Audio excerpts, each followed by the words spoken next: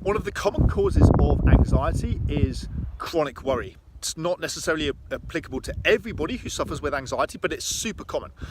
And when somebody suffers with chronic worry, they will worry about their worrying. They will know that they worry about stuff unnecessarily. They know that they worry about incredibly unlikely scenarios and things that are completely out of their control.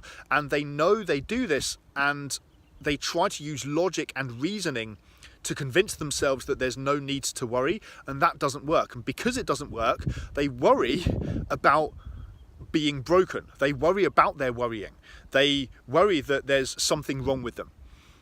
Now, all that's happened is that they've developed an inappropriate level of desire for certainty. And so in a moment, I'm going to give you the antidote to this.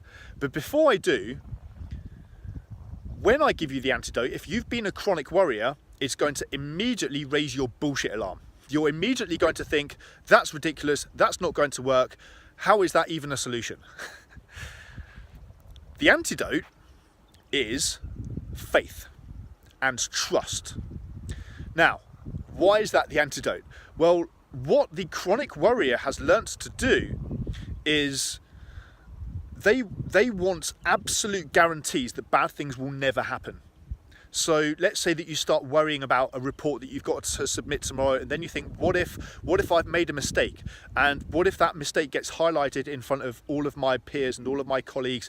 And what if my boss picks up on it? And what if my boss sees me as a fraud and recognizes how much worrying I do behind the scenes, and they recognize that actually I can't cope, and what if I get fired? And so then what you'll do is that you'll follow this train of worrying thoughts, and you'll try to convince yourself of what's going to happen next. And what you're looking for is an absolute 100% guarantee that you can, under no circumstances in any version of the future of the universe, ever get fired. That's basically what you're looking for, is a 100% guarantee that that can never happen. There's no guarantees in life. You don't know. You don't have 100% job security. You don't know that what's going to happen tomorrow. You don't know if you're going to get fired, or if the market is going to take a massive downturn. You have no guarantees. That's where faith comes in, because faith is the ability to back yourself, and it's the ability to trust, to recognize, I don't know exactly what's going to happen and how it's going to happen, but what I do know is that whatever happens, I will find a way. That's the solution. Now, faith is a skill, and you may not have recognized it as such. And if you've been a chronic worrier, you probably didn't even recognize that faith was even something of any great importance.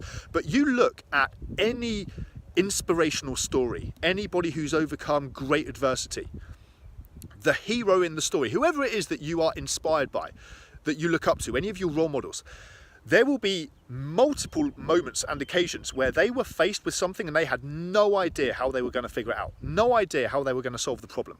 But what they always had was unwavering faith and belief in themselves and their ability to overcome adversity.